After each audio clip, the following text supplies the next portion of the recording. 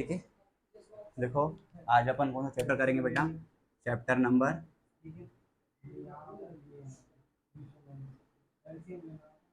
6। ठीक है, chapter number 6। नाम क्या है इस चैप्टर नंबर 6 का? Electromagnetic electromagnetic induction. ठीक है, क्या है चैप्टर का नाम? Electromagnetic induction. ठीक है, मतलब क्या है? देखो नाम से अगर हम इसका मतलब समझने की कोशिश करें, इलेक्ट्रोमैग्नेटिक इंडक्शन का मतलब, तो इलेक्ट्रोमैग्नेटिक इंडक्शन का मतलब है कि इलेक्ट्रिक फील्ड से मैग्नेटिक फील्ड बनना, और उल्टा बोलें वाइस वर्सा तो मैग्नेटिक फील्ड से क्या बनना? वापस इलेक्ट्रिक फील्ड बनना। हमारा क्या कहलाता है? इलेक्ट्रोमैग्नेटिक इंडक्शन कहलाता है। ठीक है, जैसे फर्स्ट चैप्टर की अगर बात करें अपन, तो फर्स्ट चैप्टर में अपन ने रेस्ट चार्ज पढ़ा। ठीक है, रेस्ट चार्ज, चार्ज काय पे था? रेस्ट पे था।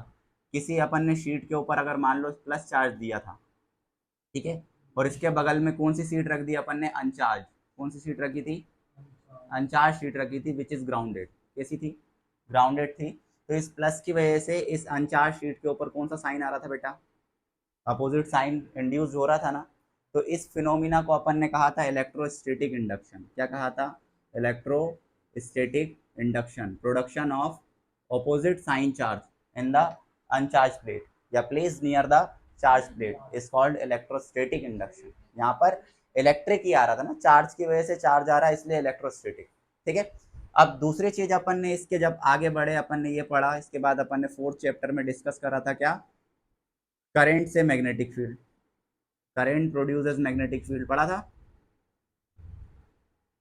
मैग्नेटिक फील्ड पढ़ा था ये चीज कि भाई करंट से क्या बन रही है? मैग्नेटिक फील्ड बन रही है। मतलब करंट अपन ने फ्लो करवाया वायर में, और उस वायर के चारों तरफ क्या प्रोड्यूस हो रही थी? Magnetic field. तो ये फिनोमिना ऑफ मैग्नेटिक फील्ड था, किसकी वजह से?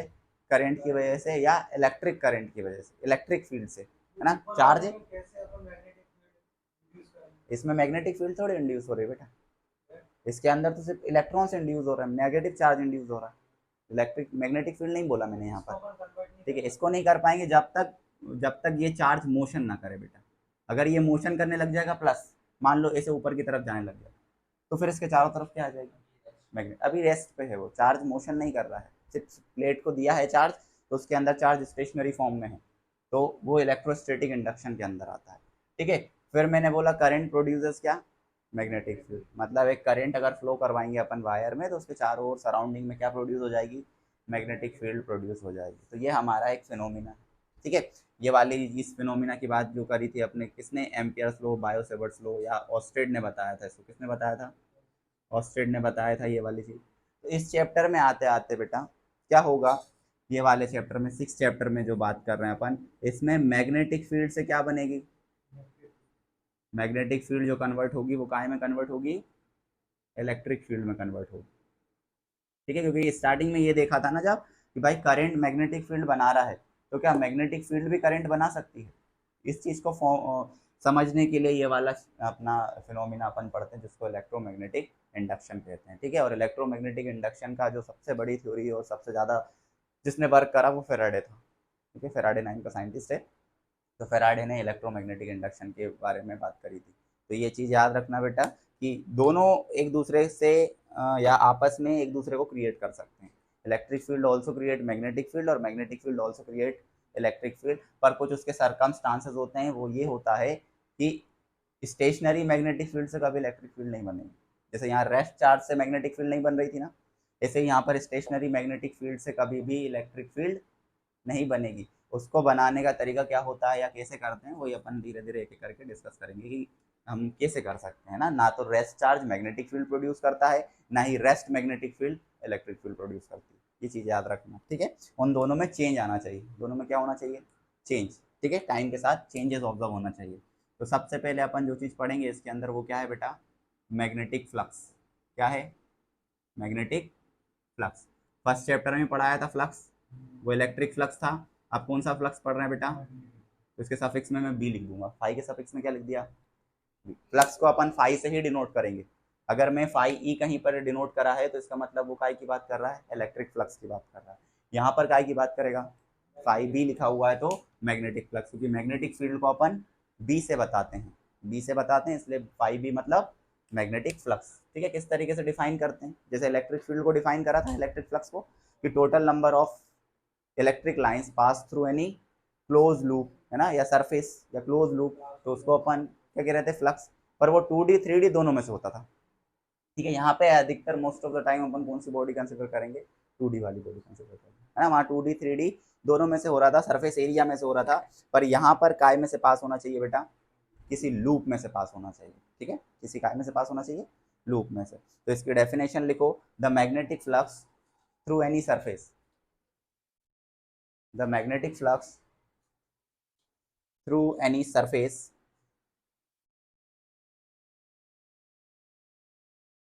placed in a placed in a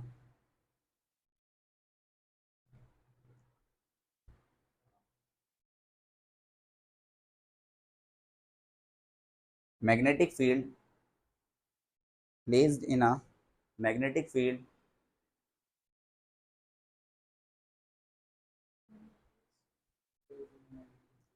placed in a magnetic field is the total number of is the total number of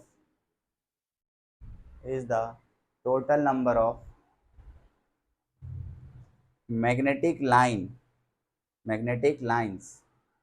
okay, magnetic lines of force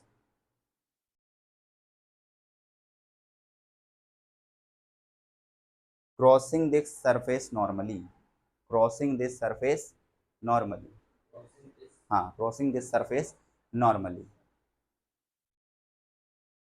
तो ये हमारी क्या हो गई बेटा, मैग्नेटिक फ्लक्स की डेफिनेशन, मतलब टोटल नंबर ऑफ लाइंस किसी सरफेस में से पास होंगी जो हमारा लूप शेप का होगा, स्क्वायर शेप का हो सकता है, रेक्टेंगुलर का हो सकता है, किसी का भी हो सकता है, बस क्या लिखा जाना चाहिए, उसका एरिया लिखना चाहिए। एरिया अगर हम उसका लिख सकते हैं तो हम क्या पास करवा रहे हैं उसके अंदर से, फ्लक्स। अब वो एक मस्ट कंडीशन है, काय के अंदर प्लेस होना चाहिए, एक मैग्नेटिक फील्ड के अंदर, काय के अंदर प्लेस होना चाहिए बेटा, मैग्नेटिक फील्ड के अंदर प्लेस होना चाहिए। तो देखो इसकी बात करेंगे आगे, जैसे मान लो ये हमारी क्या जा रही थी बेटा, सेम टू हमारी वही लाइंस, क्या है ये, मैग्नेटिक लाइन ऑफ फोर्स, क्या है ये, magnetic lines of force, magnetic line of force हो गई, इस तरफ जा रही, मतलब यहाँ कहीं साउथ, वो नॉर्थ होगा और यहाँ कहीं क्या होगा, साउथ होगा। और इसमें मान लो ये लूप मैंने प्लेस कर दिया, ये लूप क्या कर दिया मैंने, प्लेस कर दिया। इस लूप के अंदर अभी कोई करंट नहीं है, अभी इसके अंदर कोई करंट नहीं। इस लूप को जैसे ही प्लेस करा तो देखो बेटा इसका एरिया कहाँ आना चाहिए, इससे परपेंडिकुलर, तो ये इसकी एन कैप की डायरेक्शन हुई, काय की डायरेक्शन होगी इसके, एन कैप की या एरिया की। अब ये रेक्टेंगुलर शेप का भी हो सकता है, स्क्वायर शेप का भी हो सकता है, ट्राइंगल भी हो सकता है, मतलब जिस भी अपन सेगमेंट का एरिया लिख सकते हैं वो कोई भी शेप ये हो सकता है। ठीक है, बात समझे इतनी, हाँ, जैसे इलेक्ट्रिक फ्लक्स था वैसा ही है। अब इनके बीच में यहाँ पर क्या क्रिएट हो जाएगा बेटा, एक एंगल क्रिएट होगा। अब मैं यहाँ मान ले रहा हूँ बेटा एन, कैपिटल एन क्या है, there is number of loops, क्या होंगे, नंबर ऑफ लूप्स, और हमने उसी को बात करी थी नंबर ऑफ टर्न्स, यही बात करी थी ना कि नंबर ऑफ टर्न्स हो सकते हैं या फिर क्या होगा, नंबर ऑफ लूप होंगे। अगर नंबर ऑफ लूप या नंबर ऑफ टर्न्स हैं तो flux, magnetic flux is defined as N B A cos theta. अब एन हमने डिफाइन कर दिया, एन क्या है, नंबर ऑफ लूप्स हैं, बी क्या है इसमें, अप्लाइड मैग्नेटिक फील्ड है जो उसके अंदर से पास हो रही है, तो अप्लाइड मैग्नेटिक फील्ड। नेक्स्ट जो ए है, ए क्या है बेटा, एरिया ऑफ लूप, ठीक है, एरिया ऑफ क्या है ये, और ये थीटा क्या है, थीटा इज एंगल बिटवीन, है ना, बी एंड ए, बी और ए के बीच का क्या है ये, एंगल है। तो कहीं पर अपन इस फाई को अगर डिफाइन करना है इन टर्म्स ऑफ वेक्टर तो we can also written like this, B dot, कौन सा प्रोडक्ट होगा इनका, डॉट प्रोडक्ट। ठीक है, तो ये हमारा क्या होता है, मैग्नेटिक फ्लक्स होता है। ठीक है ना। अगर हमने ये मैग्नेटिक फ्लक्स डिफाइन कर लिया तो हम इसकी यूनिट और बता देते हैं बेटा, इसकी यूनिट देखो इधर से टेस्ला आएगी, है ना, और इससे मीटर स्क्वायर आएगी। पर मैंने मैग्नेटिक फील्ड की एक और यूनिट बताई थी तुम्हें, याद करो, वेबर पर मीटर स्क्वायर, ये मैग्नेटिक फील्ड की थी, इसमें एरिया और है तो मीटर स्क्वायर से मल्टीप्लाई करेंगे, मीटर स्क्वायर से मीटर स्क्वायर, तो ये फाइव बी की जो यूनिट है वो यूनिट क्या निकल के आएगी बेटा, unit is equals to weber, ठीक है ना। हाँ, टेस्ला भी बोल सकते हो, पर टेस्ला मीटर स्क्वायर होगी, दूसरी यूनिट क्या होगी, टेस्ला मीटर स्क्वायर। ये दोनों कौन सी हैं, एसआई। कौन सी यूनिट है बेटा, एसआई यूनिट है। अब अगर हमें सीजीएस लिखना हो, कौन सी लिखना हो, सीजीएस, तो वहां पे देखो पढ़ाई थी, टेस्ला से जो कंबाइन करता है वो कौन होता है, गाउस होता था ना। जो टेस्ला का सीजीएस वाला वर्जन था वो गाउस था, तो गाउस इनटू सेंटीमीटर स्क्वायर, ठीक है। और जो दूसरा वाला था, एक और यहाँ पर जो बेबर से वो करता था, मैक्सवेल पढ़ाया था कुछ मैंने, ठीक है। तो यहाँ पर क्या आएगा बेटा, मैक्सवेल, क्या आ जाएगा, मैक्सवेल। तो एक रिलेशन याद रखना कि 1 weber is equals to 10⁻⁸ maxwell, ठीक है। क्योंकि वेबर को कन्वर्ट करोगे टेस्ला में, तो टेस्ला इंटू क्या आ जाएगा, मीटर स्क्वायर, और मीटर स्क्वायर का में बदलोगे सेंटीमीटर में, और 1 tesla is equals to 10⁻⁻⁻⁴ gauss, और -4 किसका आ जाएगा, ये सेंटीमीटर, तो वो ऐसा 8 आ जाएगा टोटल कुल मिला के। तो वेबर बड़ी यूनिट होती है और मैक्सवेल कैसी यूनिट होती है, छोटी यूनिट होती है। डायमेंशन फार्मूला की अगर हम बात करें तो क्या आ जाएगा डायमेंशन फार्मूला बेटा, ml0 t-2 और a-1 किसका था, मैग्नेटिक फील्ड का था ये, है ना। मैग्नेटिक फील्ड में देखो मीटर के स्क्वायर से और मल्टीप्लाई करना है ना, मीटर के स्क्वायर से और मल्टीप्लाई करना है। मीटर के स्क्वायर से मल्टीप्लाई करोगे तो L0 की जगह क्या हो जाएगा, L2, ठीक है। तो a-1, this is the dimension formula of flux. अगर हम इसके मैक्सिमा और मिनिमा की बात करें बेटा तो, है ना, हाँ, तो इसका डिफरेंस मैक्सिमा और, अरे वो वाला मैक्सिमा मिनिमा नहीं, कि तुम इसे डिफरेंशिएट, देखो वो वाला मैक्सिमा और मिनिमा कब निकाला जाता है, when phi is given in the terms of any function. मान लो ये फाई जो आता तुम्हारा कॉस एक्स का फंक्शन हो सकता था, एक्स स्क्वायर का हो सकता था, टी स्क्वायर का फंक्शन होता है ना।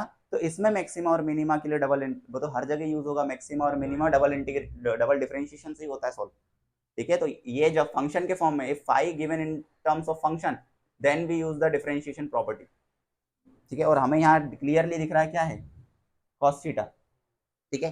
तो अगर कॉस थीटा है तो कॉस थीटा में क्या आएगा, थीटा की वैल्यू से मैक्सिमम मिनिमा देखेंगे बेटा, है ना। तो फॉर या केसेस की बात करें इसके, तो फर्स्ट केस क्या होगा बेटा, whenever theta will equals to 0, मतलब B and A have same direction, यही होगा इसका मतलब, ठीक है। हाँ, उसी डायरेक्शन के अलॉन्ग होगा, मतलब ये जो मैंने थोड़ा तिरछा बनाया है ना इसके अंदर, ये सब तिरछा ना होगा कैसा होता, तो सीधा, ठीक है ना। तो वो कितना आ जाता, थीटा 0 रखोगे बेटा, तो flux phi B is equals to N B A cos 0 put करोगे तो कॉस 0 से क्या आ जाएगा, phi B is equals to N B A आ जाएगा। तो ये हमारा क्या है, फ्लक्स मैक्सिमम वाला है। इसी तरीके से अगर सेकंड केस की बात करूँ, थीटा कितना हो 90, मतलब बोथ आर क्या होंगे बेटा, परपेंडिकुलर। अगर परपेंडिकुलर है तो क्या हो जाएगा, हमारा फ्लक्स फाई विल बी 0। और थर्ड केस क्या होगा बेटा, थीटा विल बी 180 मतलब एंटी पैरेलल, क्या हो दोनों, anti parallel to each other, है ना। अगर anti parallel to each other का केस सॉल्व करोगे तो फ्लक्स कितना आना चाहिए बेटा, एन बी ए कॉस कितना आएगा 180, और कॉस 180 कितना होता है, -1। तो ये क्या आएगा, ये हमारा मिनिमम फ्लक्स होगा। कैसा फ्लक्स होगा ये, मिनिमम। अगर हमें पूरा फाई अगर इन टर्म्स ऑफ इंटीग्रेशन टर्म में लिखना है, और इंटीग्रेटिंग टर्म, इंटीग्रेटिंग टर्म, ठीक है। अगर इंटीग्रेटिंग टर्म में लिखें या इंटीग्रेटिंग फैक्टर में लिखें, तो phi is equals to integration over area, कहाँ होता है इसका इंटीग्रेशन, और किसका करना है, मैग्नेटिक फील्ड का, ठीक है। किसके रिस्पेक्ट में, एरिया के रिस्पेक्ट में। किसके रिस्पेक्ट में करना है बेटा, एरिया के रिस्पेक्ट में करना है। तो ये हमारा क्या कहलाता है, हाँ ये लिमिट है, एरिया के ऊपर इंटीग्रेशन करना पड़ता है बेटा, सरफेस नहीं, एरिया पे। मतलब इसी का मतलब यही होता है बेटा, एरिया का इंटीग्रेशन करना उसके, एरिया का मतलब ये सिंगल इंटीग्रेशन नहीं है, ये डबल इंटीग्रेशन, सरफेस इंटीग्रेशन, अरे फाई बी जैसे ऐसा लिखा, सिंगल इंटीग्रेशन, अगर लेंथ पे कर दे तो सिंगल इंटीग्रेशन, तो ये लेंथ पे हो रहा है, ठीक है। अब ये जो करना है ये कहाँ करना है हमें, तो मतलब एक बी का कंपोनेंट होगा तो एक dx होगा और एक क्या होगा, दोनों के रिस्पेक्ट में अलग अलग करना पड़ेगा इसको एरिया, ठीक है। तो इसको ये एरिया इसलिए तो डिफाइन करते हैं कि ये डबल का साइन कंक्लूड हो जाए, ठीक है। उसके अंदर एरिया, जैसे जैसे वॉल्यूम इंटीग्रेशन अभी तुम जब आगे जाके पढ़ोगे तो इधर नीचे वी लिख देते हैं और यहाँ डीवी के रिस्पेक्ट में इंटीग्रेशन करते हैं उसका, तो डीवी का मतलब ये है बेटा वहाँ ट्रिपल इंटी। देखो नेक्स्ट हमारा क्या है बेटा, इलेक्ट्रोमैग्नेटिक इंडक्शन। ये क्या कहलाता है, इलेक्ट्रोमैग्नेटिक इंडक्शन। तो थोड़ी देर पहले ही मैंने एक वो दिया था इंट्रोडक्शन टाइप, कि ऑस्टेड ने बताया कि moving current, moving charge can produce magnetic field, है ना। तो उसी तरीके से और आगे जब चले तो फेराडेज ने इसी चीज़ को ऑब्जर्व करने की कोशिश करी कि एक मूविंग चार्ज करंट अगर मैग्नेटिक फील्ड बना रहा है तो क्या magnetic field also create electric field. उनके मन में ये डाउट आया, तो उन्होंने इसी चीज़ को बताने के लिए क्या दिया था, इलेक्ट्रोमैग्नेटिक इंडक्शन। उसके लिए कुछ एक्सपेरिमेंट करके देखे, है ना। फैराडे ने कुछ एक्सपेरिमेंट करे और इसके बारे में बताया कि हाँ एक मैग्नेट जो है वो ऑल्सो इलेक्ट्रिक फील्ड क्रिएट कर सकती है। मैग्नेट मैग्नेटिक फील्ड तो करेगी करेगी, साथ में क्या प्रोड्यूस करेगी, इलेक्ट्रिक फील्ड करेगी। पर उसके सर्कमस्टांसेस क्या है, जैसे फर्स्ट चैप्टर में मैग्नेटिक फील्ड कब तक नहीं आएगी, जब तक चार्ज का मोशन ना हो। इसी तरीके से यहाँ पर भी इलेक्ट्रिक जो इलेक्ट्रोमैग्नेटिक इंडक्शन है या करंट है या ईएमएफ है, वो जब तक प्रोड्यूस नहीं होगा जब तक क्या ना चेंज हो रहा हो, हमारा फ्लक्स चेंज ना हो रहा हो। क्या चेंज ना हो रहा हो, फ्लक्स। फ्लक्स चेंज करना है मतलब ये तीन चीजें दिख रही, एन बी ए और कॉस थीटा था ना, मतलब मिटा दिया मैंने, N B A cos theta था साथ में, या तो एन चेंज करे, या तो बी चेंज करे, या तो ए चेंज करे, और या तो कॉस थीटा चेंज करे। तो क्या चेंज होगा हमारा, फ्लक्स चेंज होगा, और फ्लक्स चेंज होगा तो क्या बनेगा, हमारा करंट बनेगा या ईएमएफ बनेगा। तो इसी फिनोमेना का क्या कहा जाता है बेटा, इलेक्ट्रोमैग्नेटिक इंडक्शन, ठीक है। तो इलेक्ट्रोमैग्नेटिक इंडक्शन के फिनोमेना में लिखो बेटा कि क्या है मतलब, ठीक है। हाँ यही है, इसकी हेडिंग है, इसकी डेफिनेशन है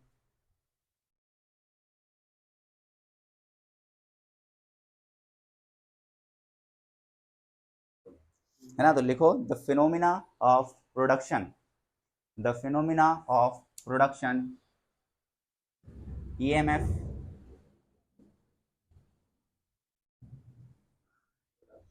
of EMF induced,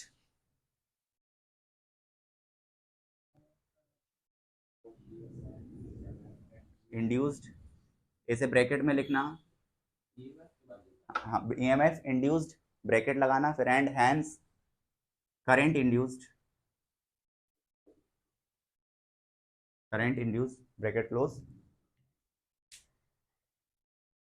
due to the change of, due to the change of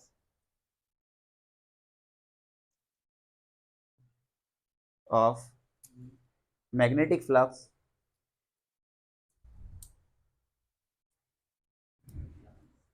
linked with a linked with a closed circuit, linked with a closed circuit is called electromagnetic induction, is called electromagnetic induction,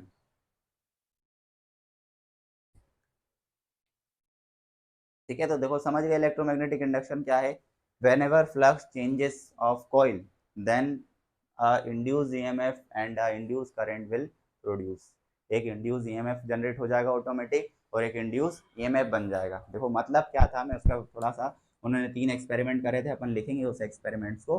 पर experiment जो करे उन्होंने, वो experiment किस तरीके से करे थे बेटा, ध्यान से समझना इस जरा चीज़ को जो है अभी।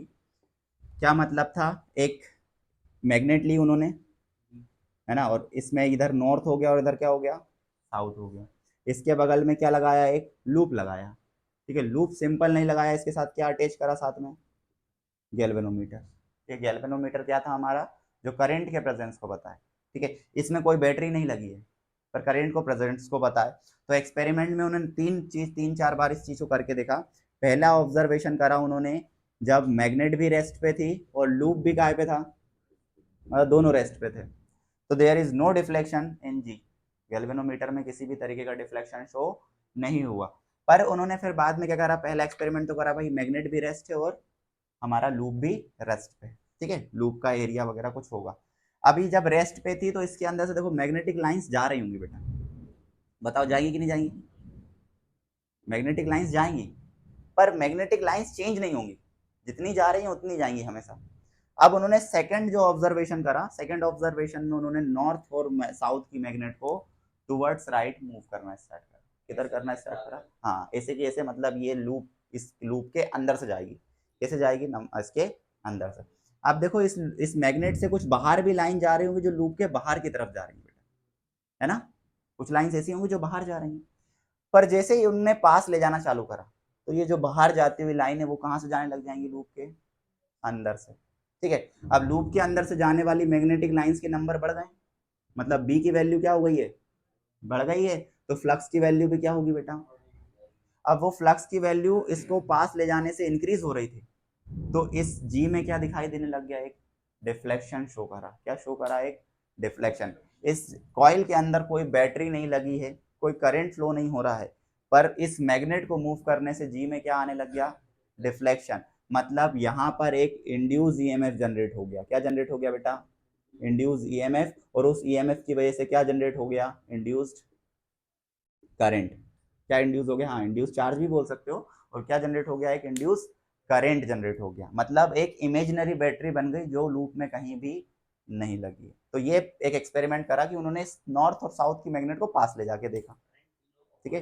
हाँ बिल्कुल होगा फिर, ठीक है। जनरेटर, हाँ जनरेटर क्या है? जनरेटर यही है बेटा, ठीक है। हाँ वो भी यही है। विंड मिल हो गया, वाटर जो वाटर वाइंड हो गई, वाटर घुमाने वाले हुआ था, मोटर वाटर मिल क्या बोलते हैं उसको, तो वो भी इसी का है, टरबाइन जो है कहते हैं, टरबाइन कहते हैं उसको। तो ये उसका है बेटा, ठीक है। अब समझे इस चीज को। अब उन्होंने देखो सेकंड एक्सपेरिमेंट में इसको पास ले जाके देखा, तो हो सकता है गैल्वेनोमीटर में इसे राइट की तरफ डिफ्लेक्शन शो हुआ, मतलब पॉजिटिव वैल्यू आई हो, करंट की कैसी वैल्यू आई हो। पर थर्ड एक्सपेरिमेंट में उन्होंने क्या करने की कोशिश करी बेटा? इसको मैग्नेट को दूर ले जाया। कहाँ लेके गए? दूर जाने लगे। अब मैग्नेट की तरफ जा रही है इससे, लूप से दूर। तो जितने नंबर ऑफ मैग्नेटिक लाइंस पहले इसके अंदर से पास हो रही थी, अब थोड़ी सी और कम होंगी। कम होंगी मतलब बी हमारा क्या होगा? जिसकी वजह से फ्लक्स भी क्या होगा? अब फ्लक्स कम हुआ तो फिर से इसमें गैल्वेनोमीटर में क्या दिखाई दिया? डिफ्लेक्शन दिखाई दिया। क्या दिखाई दिया? अब हाँ बिल्कुल, फ्लक्स बढ़े या कम, देखो डेफिनेशन में लिखा है चेंज इन फ्लक्स। अब चेंज में ज्यादा भी हो सकता है और कम। अब गैल्वेनोमीटर की सुई वैसे बीच में होती है, एक बार जब हम इसको पास लेके जा रहे थे तो सपोज कि वो राइट तरफ डिफ्लेक्ट हुई, फिर अपन इसको दूर ले जाने लग गए तो अब वो सुई किस तरफ डिफ्लेक्ट हुई बेटा? लेफ्ट की तरफ डिफ्लेक्ट हुई। कहाँ डिफ्लेक्ट हुई? लेफ्ट की तरफ। मतलब ऐसा बोल दो कि अगर ये राइट की तरफ जा रही तो हो सकता है इसमें क्लॉकवाइज करंट जनरेट हुआ हो। अब इधर चले गई तो कैसा करंट जनरेट हो गया? Anti clockwise. The direction of current will change to the movement of magnet. Magnet के मूवमेंट के साथ ये चीज हो रही थी। अब ये चीज तो करके देख ली कि भैया मैग्नेट हिला रहे हैं, तो हाँ चलो गैल्वेनोमीटर में कोई करंट शो हो रहा है, एक इमेजिनरी बैटरी बन रही है। अब उन्होंने क्या करा बेटा कि इसको तो रेस्ट पे रखा, फोर्थ जो प्रोसेस करा उसमें मैग्नेट को काय पे रख दिया? रेस्ट पे रखा। अब किसको स्टार्ट करवाया मूव करवाना? लूप को मूव करवाना स्टार्ट करा। क्या करवाया उन्होंने? लूप को स्टार्ट करवाया।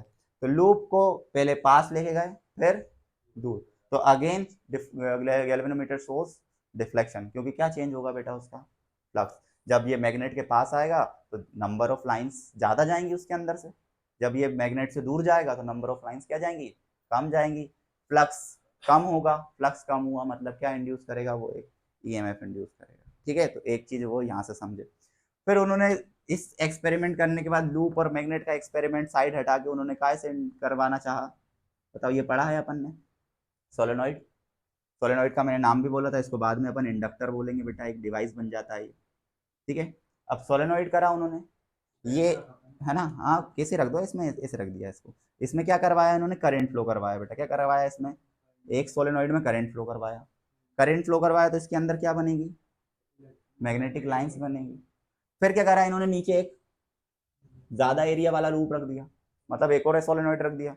इसका एरिया ज्यादा है और इसका एरिया।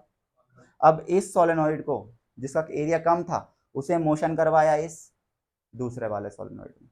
किसमें मोशन करवाना चाहा? इस। अब दूसरे वाले सोलेनॉइड में मोशन करवाया और साथ में क्या लगाया वहां पर दूसरे में? गैल्वेनोमीटर। अब ये लूप, ये सोलेनोइड जैसे जैसे इस सेकंड वाले लूप के अंदर गया तो इस जी ने क्या शो करना स्टार्ट करा, डिफ्लेक्शन शो करना स्टार्ट करा। ठीक है, अब है ना, मतलब ये है ऊपर वाले में करंट फ्लो करवाया तो ये मैग्नेटिक लाइंस बनाई इसने अपने अंदर, ये एक मैग्नेट की तरह ट्रीट हो गया। अब इसे ऐसा मोशन करवाया कि ये दूसरे वाले के एरिया के अंदर जाए। तो दूसरा वाला बड़ा सोलेनोइड था जिसका एरिया ज्यादा था, उसमें इस छोटे सोलेनोइड वाले एरिया को क्या करवाया, मोशन करवाया। ठीक है, अंदर जैसे जैसे जाते गया तो फ्लक्स क्या होने लग गया उसका, इंक्रीज। तो ये गैल्वेनोमीटर क्या शो करने लग गया, फिर डिफ्लेक्शन शो करने लगा। अब इस वाले फिनोमिना से हमें क्या समझ में आया कि बेटा ये ऑल्सो किस चीज के ऊपर डिपेंड करता है, एन के ऊपर डिपेंड, नंबर ऑफ टर्न्स के ऊपर। क्योंकि देखो जब सिंगल टर्न में गया होगा तो कुछ कम अमाउंट का करंट आया होगा क्योंकि फ्लक्स कम है।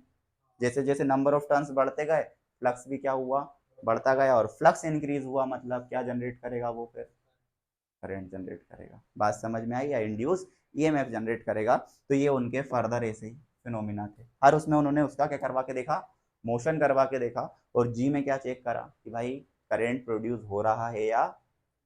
तो जब भी वेन एवर फ्लक्स चेंजेस, क्या चेंज होगा, जब भी हमारा पाई चेंज होगा, फ्लक्स चेंज होगा मैग्नेटिक वाला, तो वो क्या इंड्यूस करेगा बेटा, करंट इंड्यूस करेगा या फिर ईएमएफ इंड्यूस करेगा। समझे बात को, मतलब एक तरह की क्या बनेगी, एक इमेजिनरी बैटरी बनेगी। क्या बनेगी, एक इमेजिनरी। समझ गए ये बात को कि क्या था इनका सारा कुछ। ठीक है, इमेजिनरी बैटरी देखो बेटा, अगर इस डायरेक्शन में करंट फ्लो हुआ, चलो इसमें तो है ऑलरेडी, हाँ इसमें तो कर रहा था, ये दूसरा वाला देखो इसमें कुछ लगाया, उसकी वजह से इसमें आई, हाँ तो इसी की वजह से इसमें आई, करंट की वजह से करंट जनरेट हुआ। तो इसमें सिर्फ मैग्नेटिक, अपन ने मैग्नेट लिया था तो मैग्नेटिक फील्ड से बोल दिया। यहाँ पे बेटा करंट के थ्रू पहले मैग्नेट बनाए, उस मैग्नेट से फिर क्या बना। ठीक है, समझे बात को, तो भी यही चीज होती, तो भी सेम होता है स्टिल। ठीक है, तो भी वो मैग्नेट ही होती, कोई उसमें फर्क नहीं पड़ता बेटा। जब और इसको आगे जब लेके जाऊंगा, जब तुम्हें सेल्फ इंडक्टेंस पढ़ाऊंगा इसी के अंदर, इसी चैप्टर में, सेल्फ इंडक्टेंस और एक होगा तुम्हारा म्यूचुअल इंडक्टेंस। ट्रांसफॉर्मर पढ़ लिया है ना, क्यों प्रोजेक्ट में दिया था ना तुम लोगों को, हाँ तो उसमें ये म्यूचुअल इंडक्टेंस उसका प्रिंसिपल होता है बेटा। ट्रांसफॉर्मर अपन ने पढ़ लिया, देख लिया, और उसका यही प्रिंसिपल है म्यूचुअल इंडक्टेंस। जब मैं सेल्फ इंडक्टेंस पढ़ाऊंगा और म्यूचुअल इंडक्टेंस पढ़ाऊंगा ना, तो यही बताऊंगा वो, फिर जो तुमने लाइन बोली थी ना कि करंट से करंट प्रोड्यूस होता है, तो वो म्यूचुअल इंडक्टेंस कहलाता है। ठीक है, तो अभी अपन मैग्नेट के लिए सपोज कर रहे हैं, मैग्नेट से चीजें देख रहे हैं ना, तो इसलिए that's why we called about magnet. अभी मैंने ना तुम्हें डायरेक्शन भी नहीं बताई इसकी, क्योंकि अपन उस टॉपिक पे नहीं पहुंचे। अभी जो चीज सामने है अपन उसी चीज को देख रहे हैं। ठीक है, तो इसमें क्या डालोगे बेटा, फेराडेज एक्सपेरिमेंट। क्या डालो टॉपिक, फेराडेज एक्सपेरिमेंट। ठीक है, एक्सपेरिमेंट, 3 एक्सपेरिमेंट करे थे। तुम्हें लिखने को कभी आ जाए तो एक अपन 2 ही लिख देंगे बस, काफ़ी है। तीसरा हाँ आ जाता है। ठीक है, पता होना चाहिए कि क्या क्या चीज़ थी, उन्होंने कैसे कैसे एक्सपेरिमेंट अपन उन्होंने करके देखा। ठीक है, नहीं कुछ नहीं बनाना था, बाद में बनवा दूंगा। ठीक है, फेराडेज एक्सपेरिमेंट लिखो।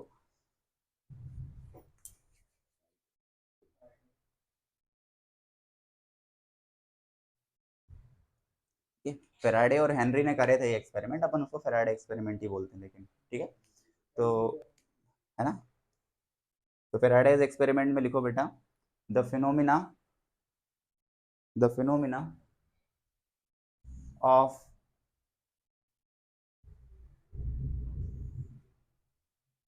इलेक्ट्रोमैग्नेटिक इंडक्शन,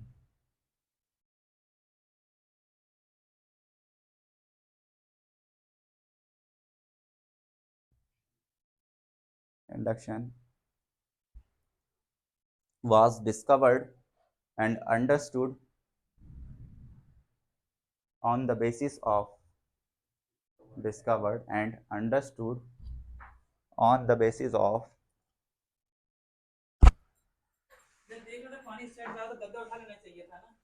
अरे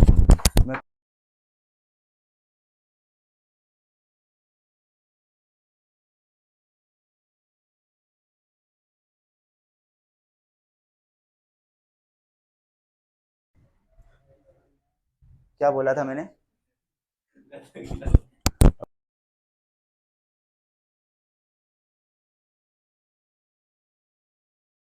चलो लिखो आगे क्या बोला मैंने, basis of, on the basis of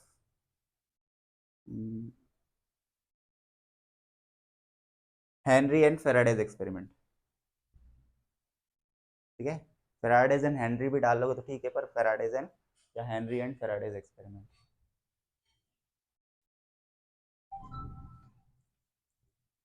है ना, एक्सपेरिमेंट नंबर 1 लिखो बेटा। ये सबसे पहले क्या, एक्सपेरिमेंट नंबर 1। एक्सपेरिमेंट नंबर 1 में लिखो,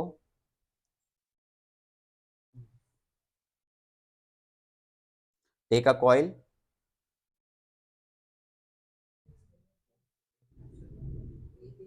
of thick insulated copper wire, of thick insulated copper wire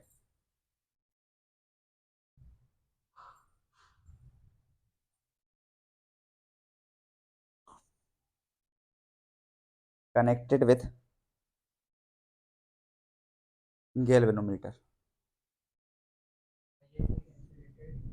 thick insulated copper wire connected with galvanometer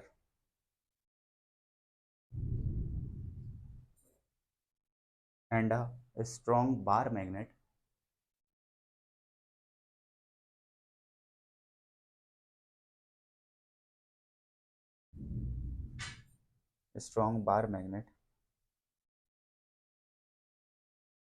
placed in front of coil, placed in front of coil।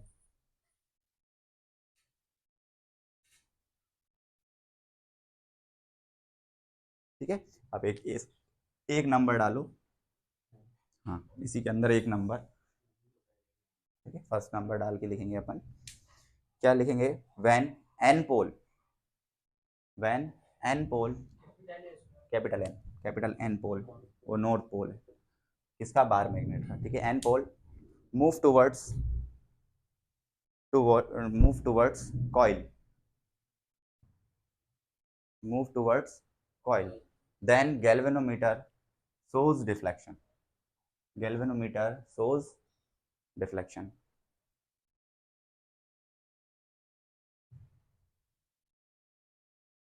दूसरा लिखो, second point, when n pole is moved away,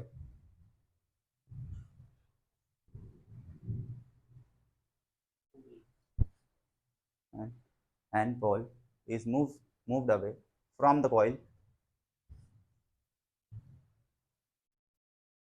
again galvanometer shows deflection, again galvanometer shows deflection। Third point डालो, when S pole moved away or towards, move away or towards the coil, galvanometer also shows deflection।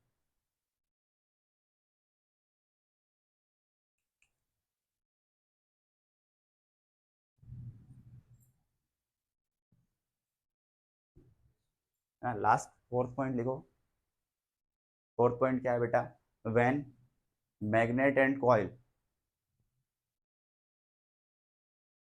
held in stationary, held in stationary, held in stationary, there is no deflection, there is no deflection in galvanometer,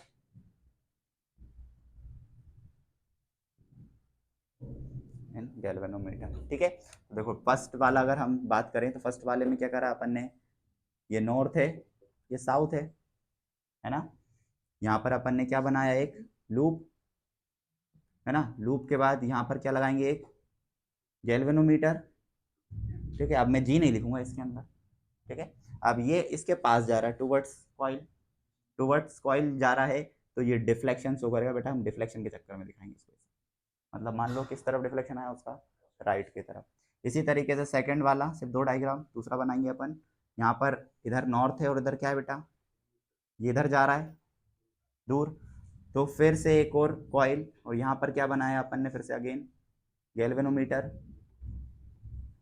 अब देखो ये किस तरीके का deflection show करेगा, देखो इसकी pin change हो गई, पहले राइट तरफ था तो अब कहाँ रहा है।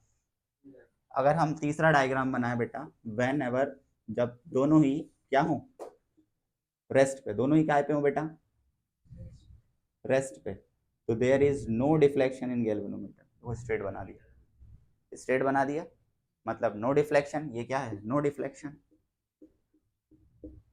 अब इनका मूवमेंट हो रहा था तो जी शोज डिफ्लेक्शन,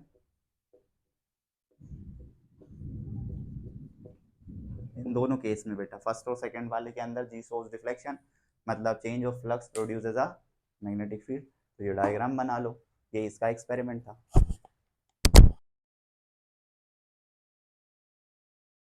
एक्सपेरिमेंट नंबर 2 में क्या लिखेंगे बेटा, मैग्नेट इज स्टेशनरी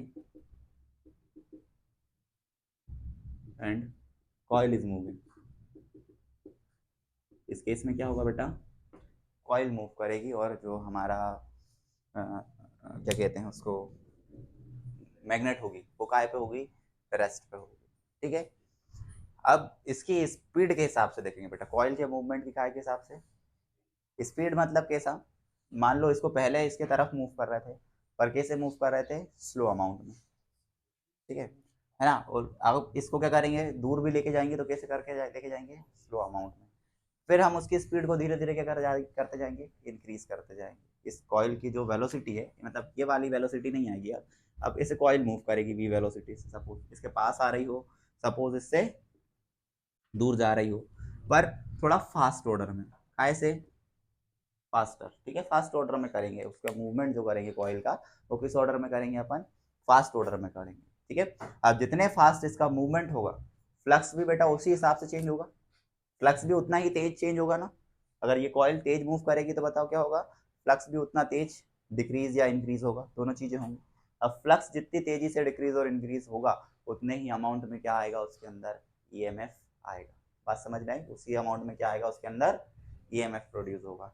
जितनी तेज इसका मूवमेंट, उतनी ही तेज वहां पर, उतनी तेज वहां पर, या उतना ही ज्यादा वहां पर ईएमएफ इंड्यूस्ड, उतना ही ज्यादा करंट इंड्यूस्ड। ठीक है, तो इसमें डायरेक्ट लिखो, क्या लिखना है, faster the relative motion between the magnet and the coil.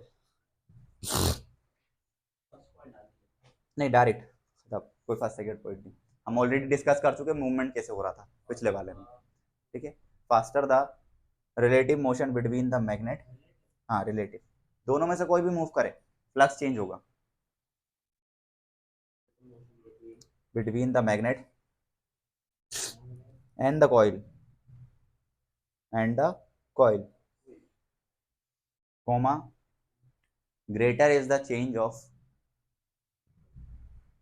greater is the change of magnetic flux, greater is the change of magnetic flux linked with the coil,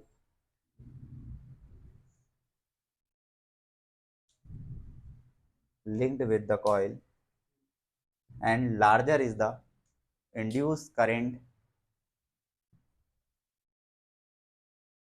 larger is the induced current set up in the coil, set up in the coil।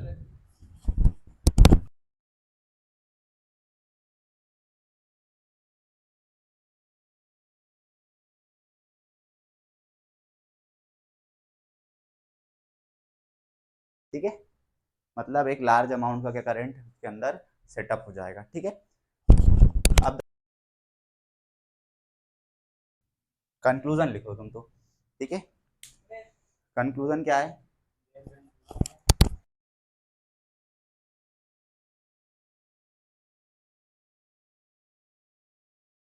Conclusion के अंदर लिखो बेटा, whenever the whenever the magnetic flux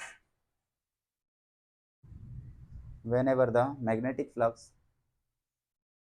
linked with a closed circuit linked with a closed circuit changes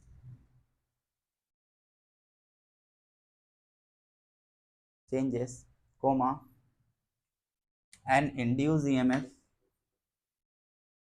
and induced EMF hence and induced current हाँ induced current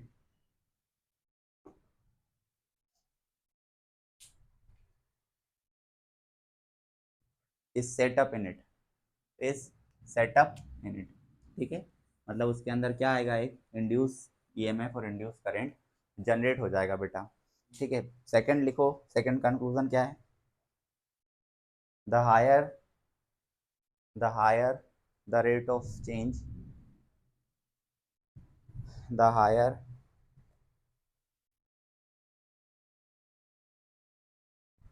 the rate of change of flux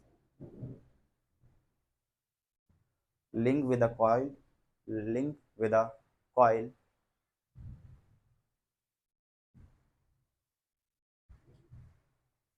the greater is the induced EMF and current the greater is the induced EMF and current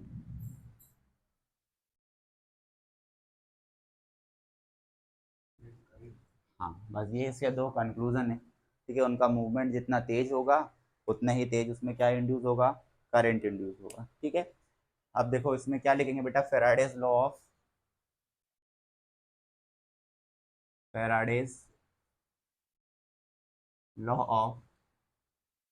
electromagnetic induction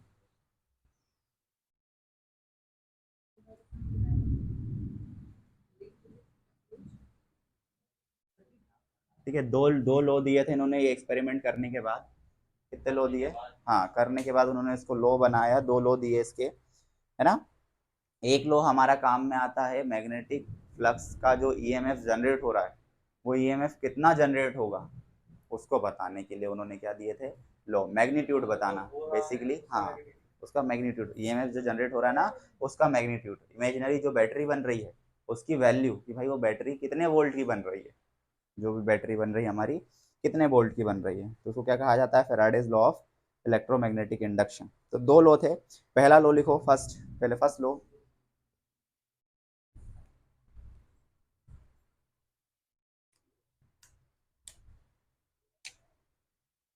ठीक है पहले क्या लिखेंगे बेटा first low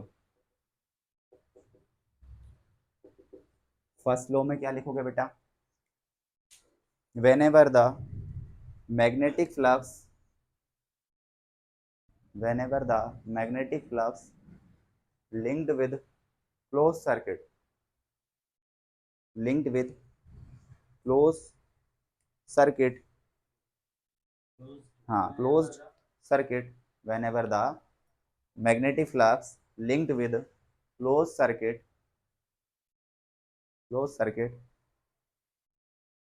changes an EMF and hence an changes an EMF and hence a current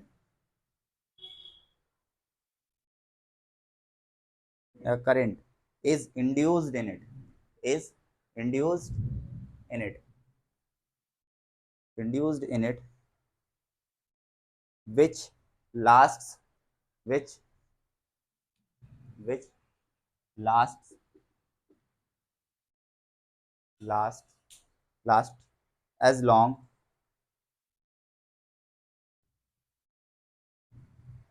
as long as last as long as the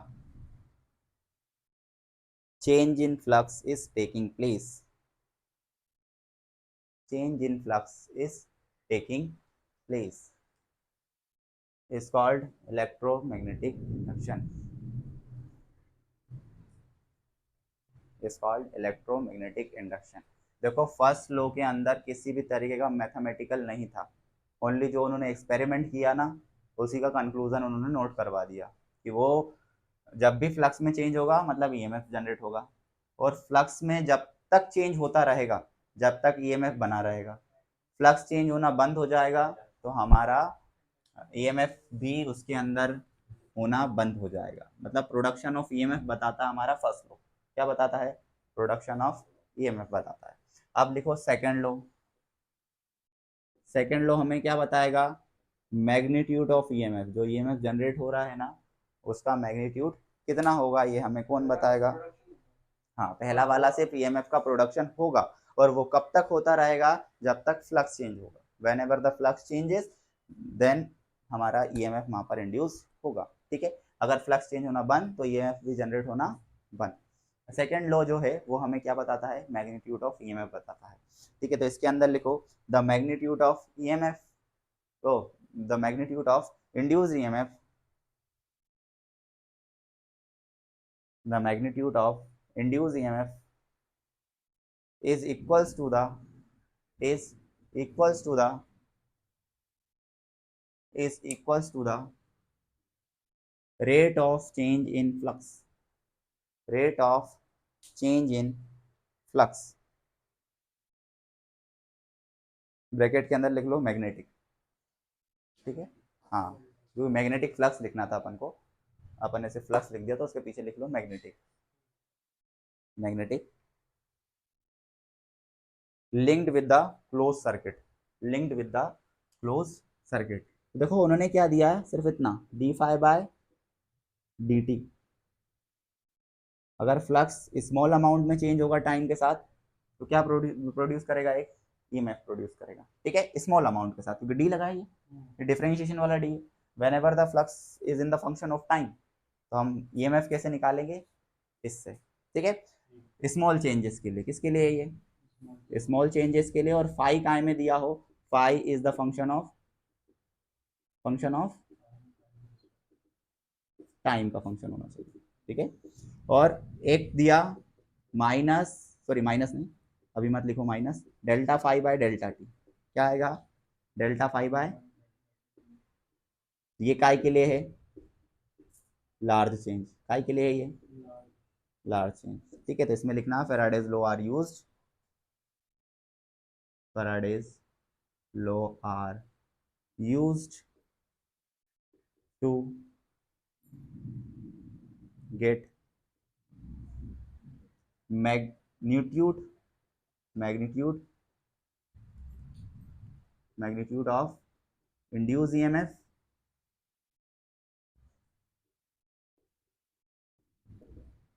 and induce current. ठीक है, तो Faraday's law किस लिए यूज होते हैं बेटा?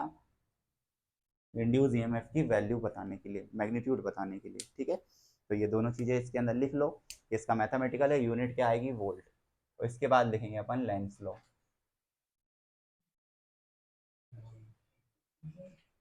ठीक है, चलो लेंस लॉ लिख लेते हैं अपन। This law state that this law states that the direction of induced current, the direction of induced current, the direction of induced current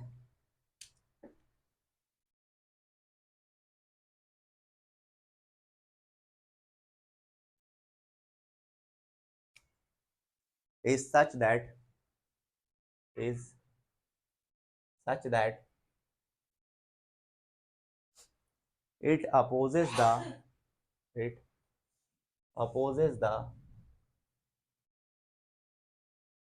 opposes the cause of cause of it opposes the cause of production, it opposes the cause of production, so that opposes the change in so that opposes the change in magnetic flux। ठीक है, तो Lenz law क्या है बेटा, इसने तो mathematical value दे दी हमें, किसने, फेराडे ने। तो अब लेंज ने क्या बोला, लेंज ने कहा भैया जो हमारा ईएमएफ होता है या इंड्यूस करंट की डायरेक्शन होती है वो क्या करती है, अपोज करती है, काय का, चेंज इन मैग्नेटिक फ्लक्स का। ठीक है, और उसी चीज का कारण है, जो प्रोडक्शन का कारण है ना, उसी का क्या करती है, अपोज करती है। ठीक है, जो उसको बना रहा है, जो उस करंट को क्या कर रहा है, फॉर्म कर रहा है, उसी का क्या करती है, वो अपोज करती है कि भैया करंट फॉर्म ना हो। ठीक है, करंट फॉर्म ना हो, मतलब जैसे मान लो ये मैग्नेट पास जा रही थी, सपोज करो ये नॉर्थ साउथ की मैग्नेट है, ये काय के पास जाना चाहिए, लूप के पास, लूप के पास जाएगी तो उसका फाई चेंज होगा। तो ये जो लेंज लो है ना, वो हमें सिर्फ इतना कहना चाह रहा है कि जो फाई में चेंज हो रहा है वो ये वाला लूप नहीं चाहता है कि हो। अब ये वाला लूप कैसे नहीं चाहेगा उसको, कि भैया ये मैग्नेट अगर पास जा रही है तो ये इसको क्या करना चाहेगा, दूर की तरफ धक्का देना चाहेगा, दूर की तरफ, उसके पास कुछ भी नहीं है। पर एक चीज मैंने तुम्हें बताई थी बेटा, कि अगर कोई लूप बने हैं उसमें क्लॉकवाइज डायरेक्शन में करंट फ्लो होगा तो साउथ का पोल बनता है, और अगर एंटी क्लॉकवाइज करंट फ्लो होगा तो कौन सा पोल बनता है, नॉर्थ का।